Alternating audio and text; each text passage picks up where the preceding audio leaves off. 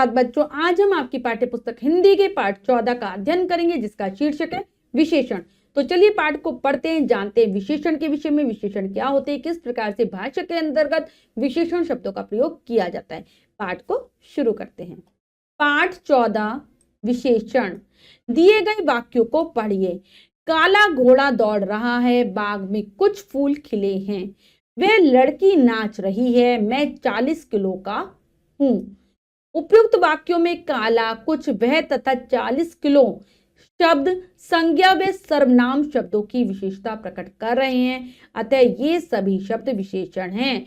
तो यहाँ पर काला जो कि घोड़ा की विशेषता बता रहे, घोड़ा एक संज्ञा शब्द है। बाग में कुछ फूल खिले हैं, फूलों की संख्या को बताया जा रहा है कि कुछ फूल हैं।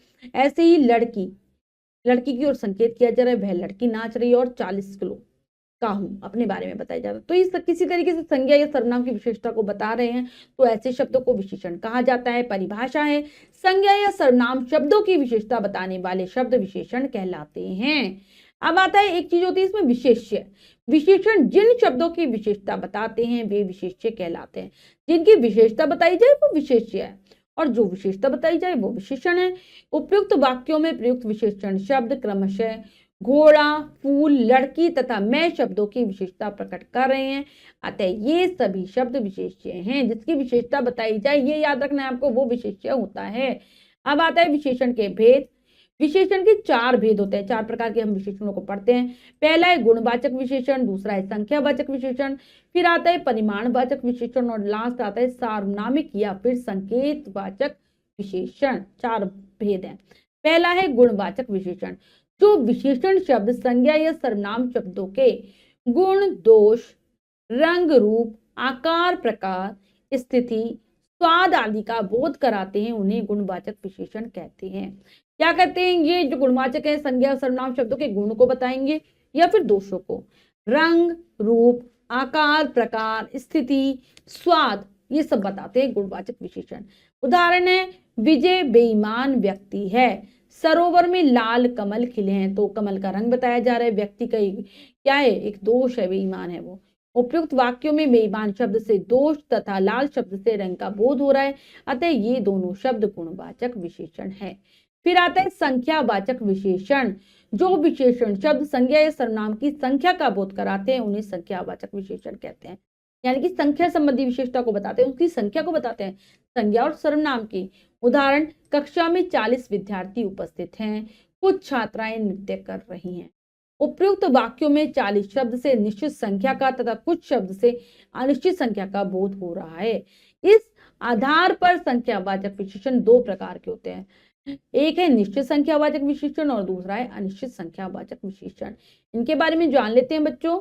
निश्चित संख्यावाचक विशेषण, जो विशेषण शब्द किसी निश्चित संख्या का बोध कराते हैं, वे निश्चित संख्यावाचक विशेषण कहलाते हैं। मतलब ऐसी संख्या जिसको हम गिनती कर सकते हैं आराम से, वो है निश्चित संख्यावाचक, जैसे 20, 4, दूसरा आदि।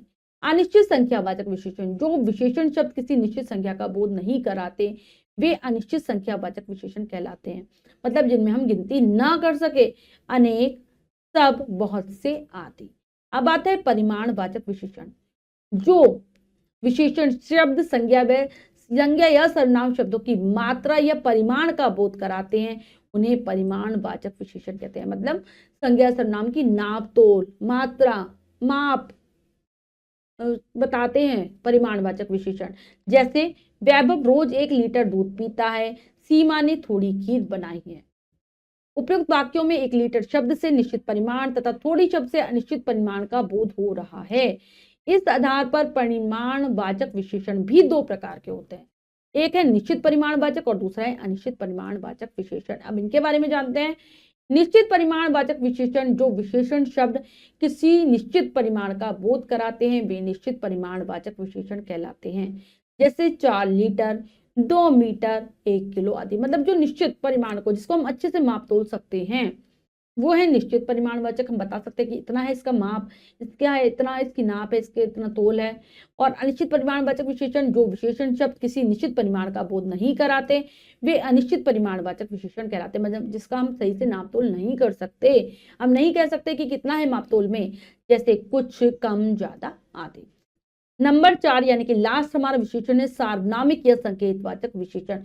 जो सर्वनाम शब्द संज्ञा शब्दों से पहले आकर उनकी ओर संकेत करते हैं उन्हें सार्वनामिक तथा संकेतवाचक विशेषण कहते हैं। बच्चों, जो सार्वनामिक विशेषण होता है एक तरीके से सर्वनाम ही होते हैं, लेकिन इनमें अंतर ये होता है, इनको हम सर्वनाम इसलिए नहीं कह सकते क्योंकि ये संज्ञा के स्थान पर नहीं आते, संज्ञा के ठीक पहले आते हैं और संज्ञा शब्द की ओर संकेत करते हैं, इसीलिए इसका एक नाम संकेतवाचक विशेषण भी है। यह घड़ी आकाश की है, वह लड़का बहुत शरारती है। उपयुक्त वाक्यों में यह शब्द घड़ी की ओर तथा वह शब्द लड़का की ओर संकेत कर रहा है और दोनों ही संज्ञा शब्द हैं, अतः दोनों शब्द सार्वनामिक या संकेतवाचक हैं। अब आते हैं परिमाणवाचक और संख्यावाचक विशेषण में अंतर। क्या अंतर होता है? परिमाणवाचक विशेषण संज्ञा या सर्वनाम शब्दों की मात्रा मापतोल का बोध कराते हैं, मात्रा माप तोल नाप को बताते हैं, जबकि संख्यावाचक विशेषण संज्ञा या सर्वनाम शब्दों की संख्या का बोध कराते हैं। ठीक है, एक संख्या को बताता है, एक मापतोल को बताता है। परिमाणवाचक विशेषण और संख्यावाचक विशेषण तालिका के माध्यम से। मैं 4 किलो आलू लाई हूं, 4 बच्चे लूडो खेल रहे हैं। कुर्ता बनवाने में 3 मीटर कपड़ा लगता है, मुझे 3 दर्जन केले चाहिए। तो देखा हमने क्या अंतर है, एक मापतोल को बताता है, एक संख्या को बताता है। अब आता है विशेषण की अवस्थाएं। तुलनात्मक दृष्टि से विशेषण की 3 अवस्थाएं होती है। जब हम तुलना करते हैं आपस में तो 3 इसकी अवस्थाएं। पहली है इसकी मूलावस्था, दूसरी है उत्तरावस्था और फिर है उत्तमा अवस्था। मूलावस्था के बारे में जानेंगे। जब किसी एक व्यक्ति, वस्तु या स्थान की विशेषता सामान्य रूप से बताई जाती है और उसकी किसी से अन्य से तुलना नहीं की जाती तो उसे मूलावस्था कहते हैं। मतलब किसी हम संज्ञा सर्वनाम की विशेषता बता रहे हैं, उसकी किसी से भी तुलना नहीं कर रहे तो ये मूलावस्था है। जैसे दिव्यांशी सुंदर लड़की है, सोनू होशियार लड़का है, तो सुंदर और होशियार है तो कोई तुलना नहीं की जा रही, इसलिए मूलावस्था है। अब आती है उत्तरावस्था। जब किन्हीं 2 व्यक्तियों, वस्तुओं या स्थानों की तुलना करके किसी एक को कम तथा दूसरे को अधिक बताया जाता है तो उसे उत्तरावस्था कहते हैं। क्या होता है? 2 चीजों की हम तुलना करते हैं, 2 संज्ञा की, 2 सर्वनाम की, 2 में तुलना करते हैं आपस में। वो वस्तु हो सकती है, व्यक्ति हो सकता है, स्थान हो सकता है, एक को कम बताएंगे, एक को ज्यादा बताएंगे, तो ये उत्तरावस्था है। दिव्यांशी राधा से सुंदर है, सोनू राहुल से अधिक होशियार, तो यहाँ पर सोनू, राहुल, दिव्यांशी और राधा की तुलना की गई है, एक को दूसरे से ज्यादा बताया गया है। अब आती है उत्तमावस्था। जब 2 या 2 से अधिक व्यक्तियों, वस्तुओं या स्थानों की तुलना करते हुए किसी एक को अन्य सभी से श्रेष्ठ या न्यून बताया जाता है तो उसे उत्तमावस्था कहते हैं। मतलब इसमें क्या होगा बच्चों, 2 या 2 से ज्यादा चीजों की आपस में तुलना होगी। वो व्यक्ति हो सकते हैं, वस्तु हो सकते हैं, स्थान हो सकते हैं। एक को या तो सबसे ज्यादा बताया जाएगा या फिर सबसे कम बताया जाएगा, तो यह उत्तमावस्था। सभी लड़कियों में दिव्यांशी सुंदरतम है, सोनू कक्षा का सबसे होशियार लड़का है। तो यहाँ पर देखा, दिव्यांशी को सबसे सुंदर बताया है, सोनू को सबसे होशियार बताया है, तो यह उत्तमावस्था। आइए कुछ अन्य उदाहरण देखते हैं। मूलावस्था, उत्तरावस्था, उत्तमा अवस्था। कठोर कठोरतर कठोरतम, योग्य योग्यतर योग्यतम। ठीक है, योग्यतम हो जाएगा, इसमें तर लग जाता है उत्तरावस्था में और इसमें तम लग जाता है। प्रिय प्रियतर प्रियतम, उच्च उच्चतर उच्चतम, अधिक अधिकतर अधिकतम, श्रेष्ठ श्रेष्ठतर श्रेष्ठतम, लंबा अधिक लंबा, सबसे लंबा। अब आता है विशेषण शब्दों की रचना। विशेषण शब्दों की रचना मुख्य रूप से 4 प्रकार से होती है। तो बच्चों, कुछ तो ऐसे विशेषण शब्द होते हैं जो अपने मूल रूप में ही विशेषण रहते हैं, लेकिन कुछ की हमें रचना करनी पड़ती है। 4 प्रकार से हम करते हैं। किन किन से? संज्ञा शब्दों से, सर्वनाम शब्दों से, क्रिया शब्दों से और अव्यय शब्दों से। 4 प्रकार से। पहले संज्ञा शब्दों से विशेषण बनाना पड़ते हैं। संज्ञा से विशेषण किस प्रकार से बनते हैं? आलस्य आलसी, भूख भूखा, वर्ष वार्षिक, चाचा चचेरा, मास मासिक, जोश जोशीला, धर्म धार्मिक, प्रदेश प्रादेशिक, अर्थ आर्थिक, दया दयालु, रोग रोगी, शहर शहरी। अब है सर्वनाम शब्दों से विशेषण बनाना। जानते हैं तालिका के माध्यम से सर्वनाम विशेषण। हम हमारा, यह ऐसा, मैं मेरा, जो जैसा, तुम तुम्हारा, आप आपसी, वह वैसा, कौन कैसा। क्रिया शब्दों से विशेषण बनाना। क्रिया से विशेषण, क्रिया विशेषण। खाना खाऊं, कमाना कमाऊं, टिकना टिकाऊ, तैरना तैराक, पढ़ना पढ़ाकू, लड़ना लड़ाकू, भूलना से भुलक्कड़, बनाना से बनावटी। अव्यय शब्दों से विशेषण बनाना। अव्यय से कैसे होगी रचना? अव्यय विशेषण तालिका से जानते हैं। भीतर, भीतरी, आगे, अगला, पीछे, पिछला, नीचे, निचला, ऊपर, ऊपरी, बाहर, बाहरी। ये हो गया। अब आता है प्रविशेषण। जो शब्द विशेषण शब्दों की विशेषता बताते हैं उन्हें प्रविशेषण कहते हैं। यानी कि जो विशेषण की भी विशेषता बताए वह प्रविशेषण है। जैसे नरेश बहुत परिश्रमी है, वह काफी लंबा है। उपयुक्त शब्द वाक्यों में बहुत तथा काफी शब्द क्रमशः परिश्रमी तथा लंबा विशेषण शब्दों की विशेषता प्रकट कर रहे हैं। अतः ये दोनों शब्द विशेषण के विशेषण अर्थात प्रविशेषण हैं। तो परिश्रमी के आगे बहुत लगा है और लंबा के आगे काफी लगा है, तो दोनों विशेषण की भी विशेषता बताने का कार्य कर रहे हैं, इसलिए ये प्रविशेषण है। अब आता है हमने जो भी सीखा है दोहरा लेते हैं। हमने सीखा में से संज्ञा या सर्वनाम शब्दों की विशेषता बताने वाले शब्द विशेषण कहलाते हैं। विशेषण जिन शब्दों की विशेषता बताते हैं उन्हें विशेष्य कहते हैं। विशेषण के 4 भेद होते हैं: गुणवाचक, संख्यावाचक, परिमाणवाचक तथा सार्वनामिक या संकेतवाचक विशेषण।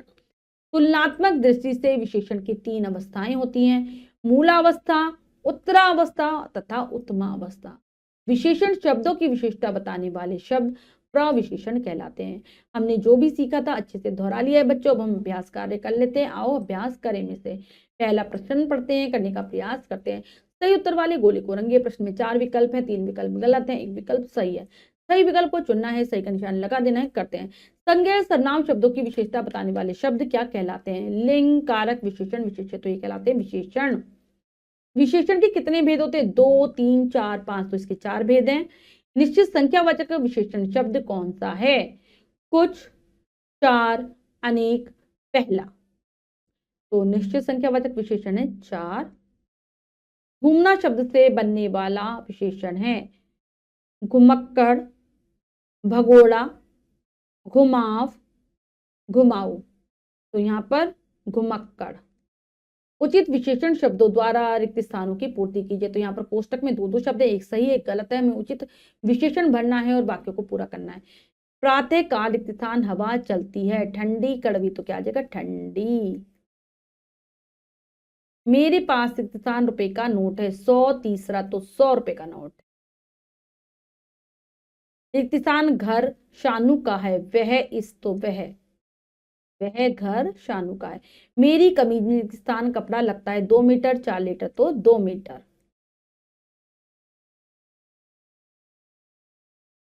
सोहन रिक्त स्थान मंजिल पर रहता है, पहली, एक, पहली। नेक्स्ट है निम्न संज्ञाओं के लिए विशेषण लिखिए। तो पुस्तक, मोटी,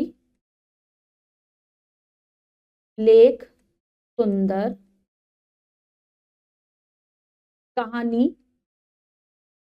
कहानी, अधूरी, चित्र, चित्र, आकर्षक, आकर्षक चित्र हो जाएगा। तितली, रंग बिरंगी, तारे, असंख्य, असंख्य तारे, ब्रह्मांड, अनंत, अनंत ब्रह्मांड, सुंदर, लिखावट, पाठशाला, वह, पाठशाला, होशियार, शिक्षक। अब है दिए गए शब्दों से विशेषण बनाइए। तो हमें विशेषण की रचना करनी है। बनाना,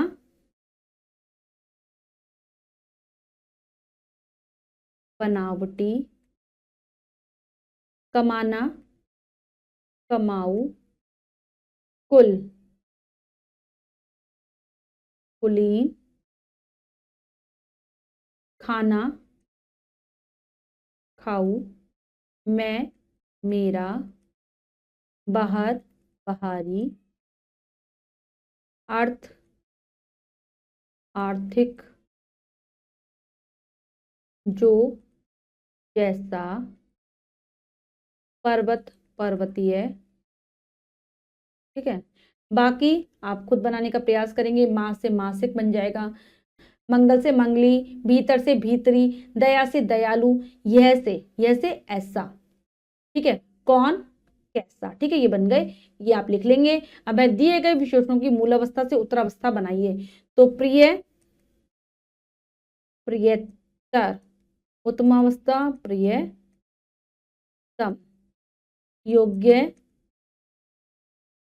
तर, योग्यतम, कठोर तर, कठोरतम। ठीक है, फिर है अधिक मोटा, सबसे मोटा। बाकी आपको ऐसे ही लिखने हैं, आप स्वयं लिख लेंगे। विशाल, विशालतर, विशालतम, ऊंचा, ऊंचा का उच्चतर, उच्चतम। फिर है, या फिर आप ऐसे लिख देंगे अधिक ऊंचा, सबसे ऊंचा, श्रेष्ठतर, श्रेष्ठतम, अधिक लंबा, सबसे लंबा। अब दिए गए वाक्यों में से विशेषण शब्द छांटकर उनके भेद लिखिए। दीवार पर सुंदर मोर बैठा है, तो सुंदर गुणवाचक है। कटोरी में थोड़ी सी सब्जी है, थोड़ी सी सब्जी, तो ये क्या है, परिमाण वाचक। और उसमें भी कौन सा, अनिश्चित परिमाण वाचक। तालाब में सुंदर कमल खिले हैं, सुंदर गुण वाचक। रोहन बाजार से 7 लीटर दूर, तो क्या हो जाएगा, परिमाण वाचक। और कौन सा, निश्चित। मेरे पास 20 रुपए हैं, 20 रुपए, तो कौन सा है, संख्या वाचक। और कौन सा संख्या, निश्चित संख्या। अब दिए गए वाक्यों में प्रविशेषण छांटकर लिखे। प्रविशेषण छांटने हैं। वह बहुत सुंदर है, तो बहुत। प्रदूषण सबसे बड़ी समस्या है, तो सबसे।